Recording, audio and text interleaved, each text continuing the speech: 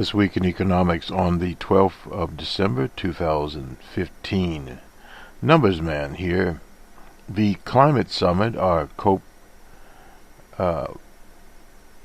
21, has ended in Paris, and the agreement has been signed between roughly 200 nations there to fight global warming. The agreement calls for the nations to keep temperatures from rising a number Celsius degree, or 1.8 Fahrenheit for those on the Fahrenheit scale. The comment, loud applause erupted in the conference hall after the foreign minister Laurent Fabius gabbled the agreement, and some delegates wept, others embraced. It's a victory for all of the planet and future generations. That's from the U.S. Foreign Minister and Secretary of State John Kerry. So thus it finally ended. It was supposed to end on Friday, but it actually ended on Saturday after intense negotiation. Only the industrialized countries now will work on it. The deal commits countries to keep the rising in global temperatures by the year 2021. Compared with pre-industrial times, well below 2 degrees Celsius, that's 3.6 degrees Fahrenheit. And says that they will endeavor to limit then even more to 1.5 degrees Celsius. The world already warms by 1 degree Celsius since pre-industrial times. And that will cause, as one would say, sea levels. According to Ben Strauss, sea level researcher at Climate Central, said limiting warming to 1.5 degrees instead of 2 degrees would potentially cut in half the projected 280 million people whose homes would be eventually submerged by rising oceans. More than 180 nations have already presented plans to limit greenhouse gases emissions. There, we'll be talking about some electrical cars in a minute here. And the movement is evidently on, and the bulk of these greenhouse gases are caused by gas, oil, and coal that are being burnt. And as more people move to solar and wind, obviously the less of that will be happening, as it is being phased out. The previous treaty, that was called the Kyoto Protocol, which included only the rich nations, rich countries, and the U.S., was never signed. The last climate summit in Copenhagen in 2009 ended in failure, and that was 1997 that they had the Kyoto Accord there. The major dispute centered on how to anchor the climate targets in a binding international pact with China and other major developing nations, insisting on different rules for rich and poor nations. The agreement struck a middle ground, removing a strict firewall between rich and poor nations, saying that the expectation on countries to take climate action should grow as their capacities evolved. Thus, the race is on, as they would say. We have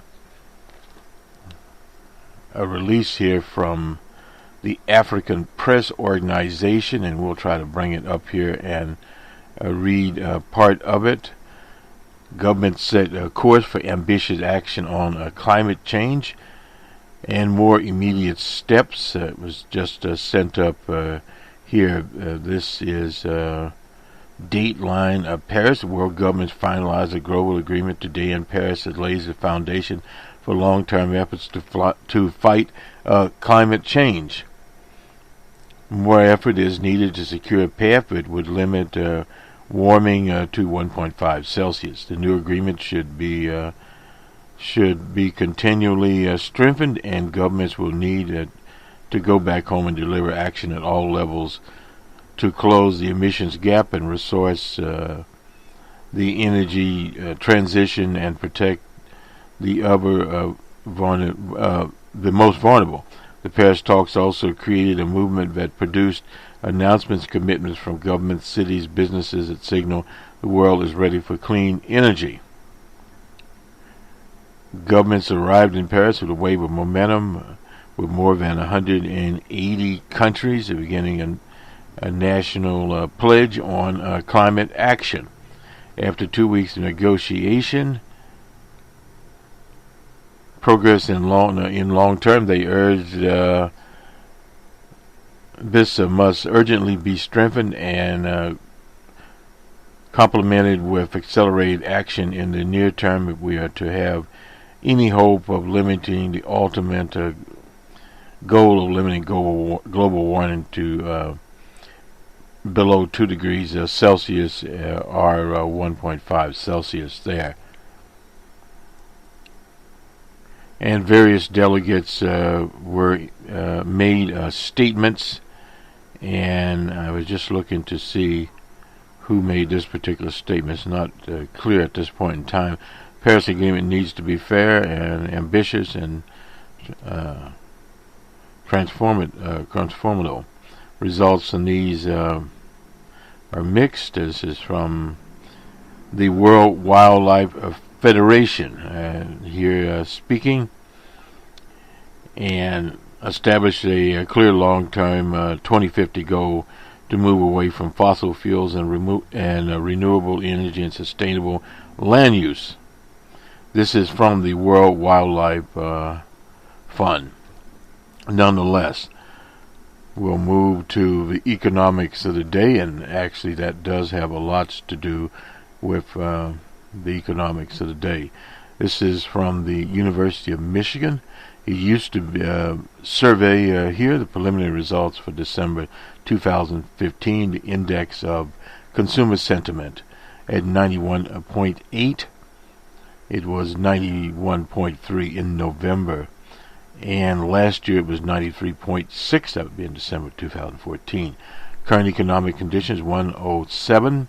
It was 104 in November. It was 104.8 in December of 2014. The index of consumer expectation at 82. It was 82.9 in November. It was 86.4 1 year past. While the preliminary December reading was largely unchanged from last month, consumers elevated current economic conditions more favorably and expected future prospects less favorable in a repeat of last month's findings. All the early December gains was recorded amongst households with incomes in the bottom two-thirds. That would be 2.7, while the sentiment index among consumers with incomes in the top third was a negative 4.4. Importantly, the survey recorded persistent strength in personal finances and buying plans, while the largest loss was in how consumers judge prospects for the national economy during the year ahead. Overall, sentiment index was 92.9 during 2015, the highest since 2004. That was before the Depression, with only 10 higher year yields in the past century. The data continues to include, to indicate that real consumer expectation will grow at 2.8 in 2015 over 2016. Over 2015. And from Reuters general overlay here, I should say, consumers show some muscle in November. Is the article here in Reuters on Friday, the 11th of December, at the start of holiday shopping. In fact, the start of holiday shopping was so intense that UPS once more was caught off guard. They could not handle the delays. I'll see. We have the UPS story here later. The outlook for consumer spending, which accounts for more than 2/3 of the economy, got a lift from the data, and we just went over some of the data here, and we'll go over some of the other data from the federal government here. Let me see what we have. We'll get it in a minute here. From the Commerce Department. November marked the 10th straight month, 12 months decrease in the index. Now, this is the fourth report. The Labor Department said its producer index advanced 0.3% last month after falling 0.4% in October. The PPI declined 1.1% in the 12 months through November, after sliding 1.6 in October, and that was the 10th straight month, a 12-month decline. The index dollar strengthening continues. Declines are there. We'll get to oil pricing in a minute here. We'll as we move away from there. Now, this is from the Census Bureau, and this is on retail sales. Here, the retail sales index. Now, this is the preliminary is 0.4%, and the final estimate is 0.4% there. And this would be, let me see. This is the monthly retail trade survey from the Census Bureau, was released on the 11th of December. Go through just a little bit of this. That was for retail food and service sales, retail sales and food services, excluding motor vehicles, 0.5%. There, and the final estimate was 0.5%. Retail sales, motor vehicles and parts dealers at 0.5% there. Automobiles and other dealers at 0.9%. Automobiles and parts dealers at 1% of there. New car dealers at 1.1%. Used car dealers at 4.2%. We won't go through all these. We'll just select a few. Furniture, home furniture, electronics, and appliances. The preliminary estimate was 2%, and the final estimate was 2.5%. Electronics and appliance stores, the preliminary was 3.3%, and the final was 3%. Radios, TVs, and other electronic stores, the final there was 5.2%. Computer software stores, well, let's see if we have anything here. We don't. Okay. Food and beverage stores, the final there was 1.3 on the index, the percentage there. And health and personal care stores at 2.4. Men clothing at 7.9. Interesting there. Women at 4. And we skip down. Bookstores, one of my favorite institutions. Final was 2. The preliminary was wait a minute here. Yeah, it was 3.2. Warehouse clubs, etc. And no movement at all there. Food services and drinking establishments, 1.6. That was the preliminary. Were both. And let's see, we missed anyone here that, or any item, I should say. Clothing stores, 7.7, and the final was 7.9. So you can see who did well, who did so. Supermarkets. How did we miss supermarkets? 1.3 was the final for supermarkets, other grocery stores, except, of course, convenience stores. Liquor and beer stores did a little bit better. Where we go with them? Get them somewhere here. 3 was 3% on the index, whereas Pharmacies, drugstores at 2.7 was their estimate. I'll do it for that part. And let us roll on here.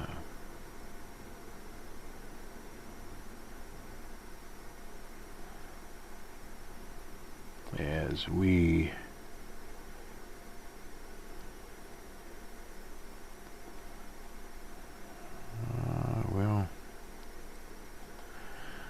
this is from the Bank for International Settlement. We were going to have this last time, but we didn't get it in. This is dated the 6th of September 2011. We'll get to the International Energy Agency here in a minute.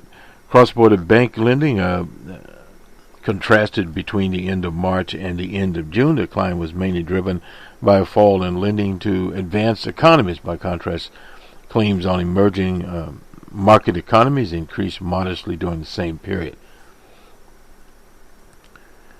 Local banking statistics here fell by 916 billion between the end of March and June, revising the first quarter at a 761 billion expansion. The BIS consolidated banking statistics suggested a drop in lending to AE during Q2 was 305 billion. Cross-border claims on China rose by 38 billion during the second quarter of 2015. Despite moderate quarter increase, international bank lending to China has lost significant momentum, contrasting by 3% in the year to end on July 2015. International debt security issuance contrasted in the third quarter with net issuance of 50 billion, down from 233 billion. The third quarter slide in issuance of international debt securities was particularly severe in the EMEs, which were where net issuance fell 1.5 billion. And into some derivatives here. I won't get too much into those. Cross-border claims of advanced economies are contrasted in Q2 of 2015.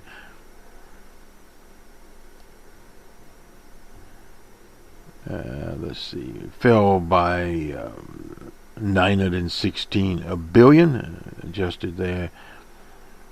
This took an outstanding stock to, 19.6 trillion. That ended in June of 2015. The above reversal pattern was presented for cross-border bank lending to both banks and non-bank borrowers.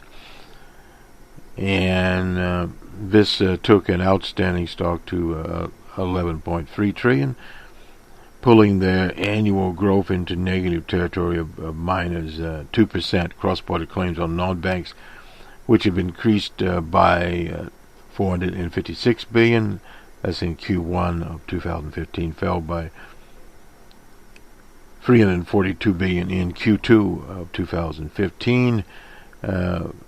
This slowed their year-over-year growth to 5% at the end of June, down from 10% at the end of March. Now let's see if we can get anything else out of there. Increase in credit to Asia. After two consecutive periods of contraction, cross-border lending to EMEs, that's emerging markets, in Q2, 46 billion rise, such lending after adjustment for exchange of fluctuations, etc.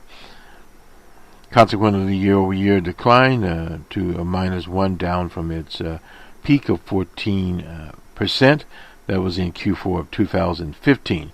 Cross-border lending to emerging Asia in general, and China in particular, continued to lose momentum. Claims on emerging Asia went to 42 billion during Q2.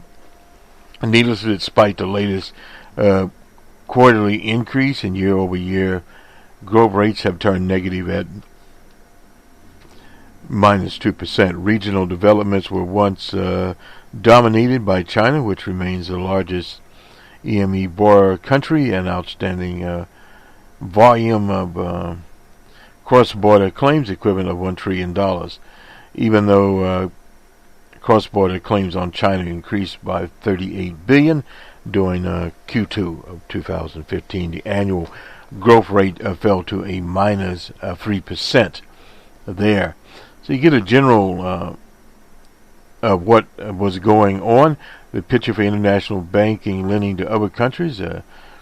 Emerging Asia was mixed. Korea saw cross-border claims on its residents increase to $2.6 billion. By contrast, lending to India and Indonesia contrasted by a respective $3.5 billion and $1.4 billion. Cross-border lending to Latin America, Caribbean remained virtually unchanged after adjustment for the rates there. This region's aggregated concerns considerable differences at the country level. Brazil, the second largest borrower amongst the emerging markets, saw its cross-border borrowing drop by $5.1 billion during Q2, while reducing outstanding total to $296 billion. Mexico, the second largest borrower in the region, also experienced a decline of $3 billion, which took its outstanding stock cross-border borrowing to $123 billion. By contrast, cross-border claims on Venezuela grew by $2 billion. The increase was almost entirely driven by a jump in cross-border claims on banks, lifting annual growth rate cross-border on countries to 11%. Cross-border claims on Argentina, Ecuador, Guyana, Uruguay all rose as well with increases of $1 billion. Foreign banks lending to China. Statistics here: the Chinese residents, including local claims booked by foreign banks offices in China, amounted to $1.2 trillion. That ended in July of 2015. Chinese banks located in Hong Kong amounted for more than a third of the foreign bank claims on China. That ended in June. The claims of this group of so-called outside area banks contrasted from $512 billion at the end of September. That was in 2014 to $460 billion at the end of June this year. A large share of the growth in foreign claims on China over the past several years have taken the form of credit to bank there, and we'll put this up on the show notes. However, claims declined to $660 billion at mid-2014 to $532 at mid-2015. Short-term claims had mirrored the recent decline in interbanking lending to China. Claims that will remaining maturities up to 1 year, which accounts for 75% of the total stock of international claims on China. We'll end it here. One more we would like to get is from the, if we can find it, wrong page. The oil industry, the International Petroleum Agency,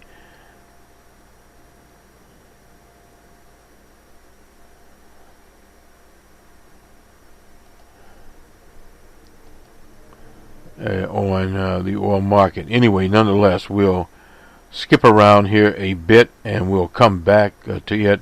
We'll go to the BBC, I believe, and catch up there and not deal with Baker Hughes. Okay, to the BBC. This is the oil report. So we'll just start here and then we'll get over to the, here we go. Find it sooner or later. This was released on the 11th of December 2015. World oil demand growth of 1.2 million barrels per day is forecast in 2016. The first sign of a slowdown appears. The confirmation, this is from the International Energy Agency, outlook of previous two OMRs as early indicators there. Slow growth easing to 1.3 billion for a year earlier from a peak of 2.2 billion last quarter. The annual growth of 1.8 million barrels per day for 2015 led by China, the U.S., India, and somewhat surprisingly Europe.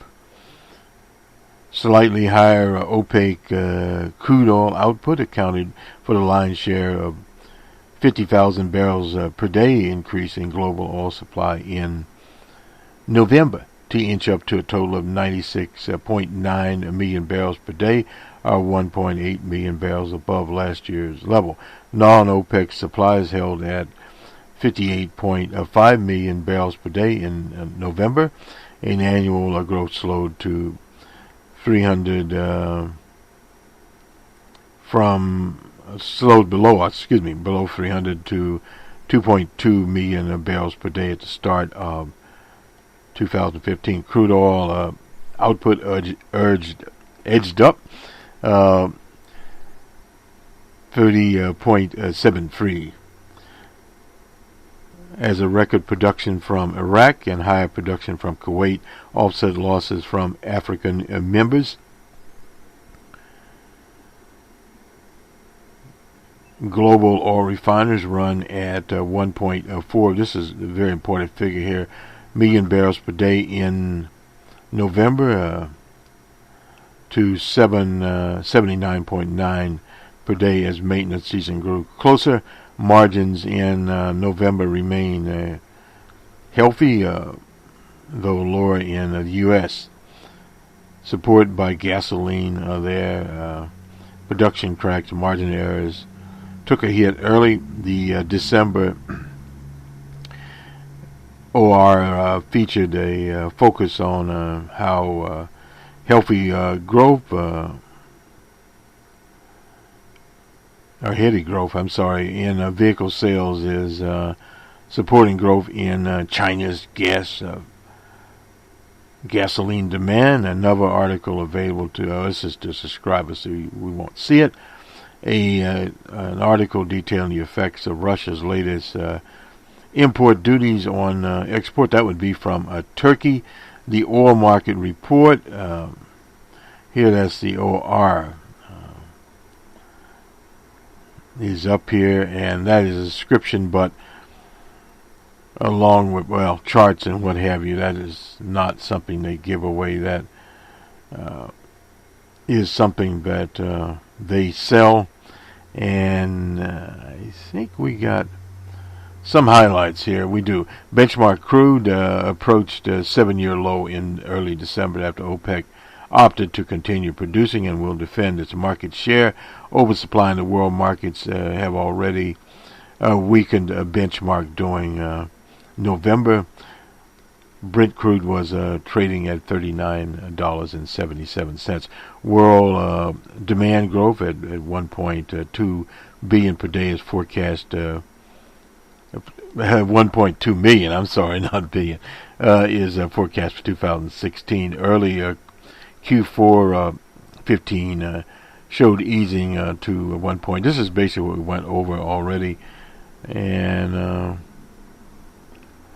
OPEC's decisions to scrap its official production ceiling and keep the taps open is de facto acknowledgement of current oil market reality. The export group has effectively been pumping at will since Saudi Arabia convinced fellow members a year ago to refrain from supply cuts, from supply cuts, as oil flirts with the $40 a barrel freewheeling OPEC policy does not, for now, after the alter the status quo on its supply. OPEC supplies since June have been running an average of 31.7 million barrels per day, with Saudi Arabia, Iraq, the group's largest producers, pumping at near record rates. Riyadh has held supplies above the 10 million barrels since March to satisfy demand at home and abroad, while Iraq, including the Kurdistan region, the government is doing at a level best to keep production above 4 million barrels there, and that evidence is that Saudi Arabia's lead strategy is starting to work. Lower prices are clearly taking a toll on non-OPEC suppliers. In other words, just get to market share while you can, as U.S. light tight oil, the drive for non-OPEC growth shifts into contraction. Companies make future spending cuts in reaction to sub $50 a barrel claims. At the same time, lower oil prices have been a boom to consumers, driving demand to a 5-year high as motorists in the U.S., China, and India fill up the tanks. Well, yeah, here in the in this area, $2 in Boston, New York, is pretty good. Out in Los Angeles, it's more. Consumption is likely to peak in the third quarter. Demand growth is expected to slow to still healthier 1.2 million barrels in 2016, striking non-OPEC supplies. Incidentally, in the Congress of the U.S., there is legislation tied to the debt ceiling lifting that would allow, for the first time in 40 years, U.S. crude to be imported. It is not allowed to be at this time. However, an extra Iranian oil hits the market. Inventory is expected to swell by 300 million barrels there. So what the U.S. impact will be, we'll have to see. We'll put this on the Twitter feed to make sure that it arrives,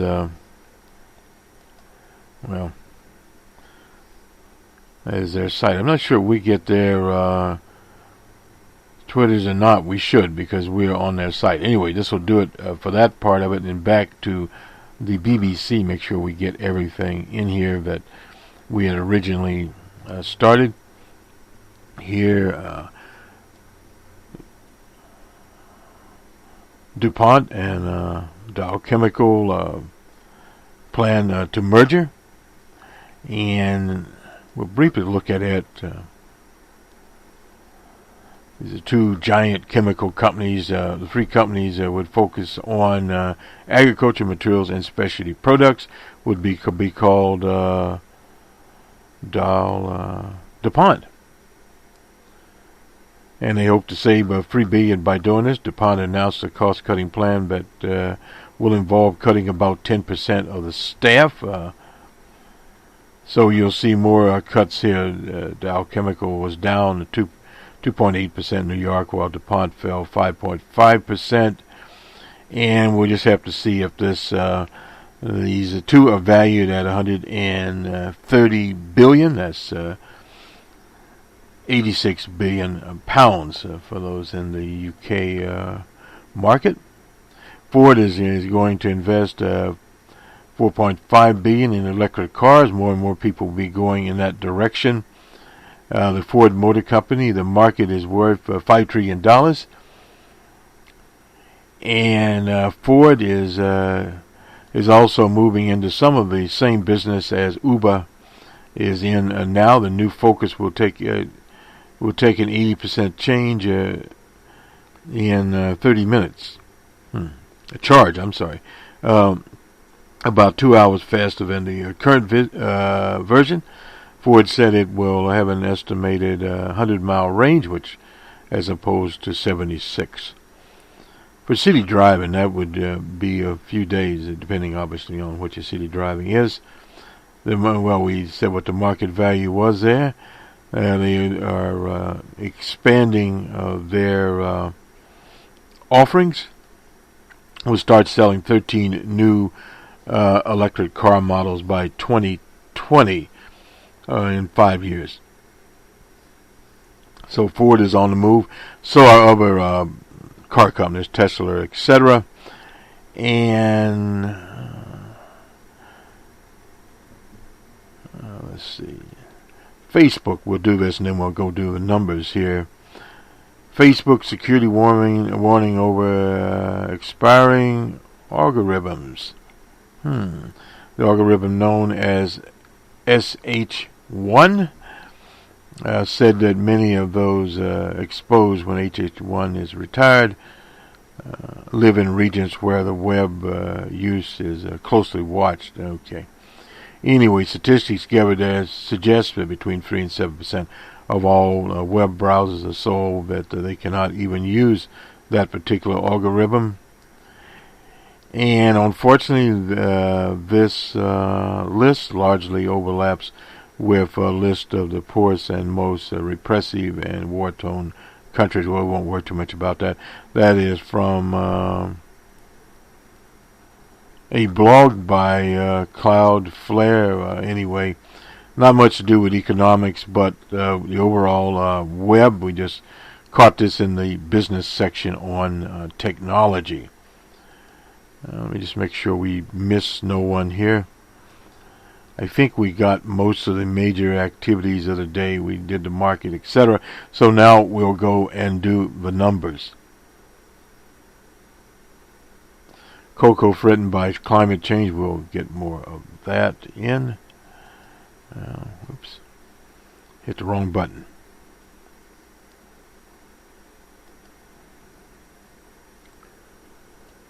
The miracles. Nonetheless, a lot of red ink here. The BBC Global 30 was down 122.111, or a negative 1.67% there. The FTSE was down 135.27. In Amsterdam, let me see where they were here. 8.74. In Frankfurt, the DAC was down to 258.87. In Paris, they were down 85.50. In Brussels, 39.44. In Madrid, they were also down 148. In Zurich, they were down 130.57. In Moscow, they would, and these are all Friday, incidentally, were down 12.58. In Johannesburg, they were down 294.82. In Bombay, they were also in the negative area, 207.89. In Karachi, down 166.45. In Lahore, they were actually 13.54 in the positive, and also in Colombo at 8.44.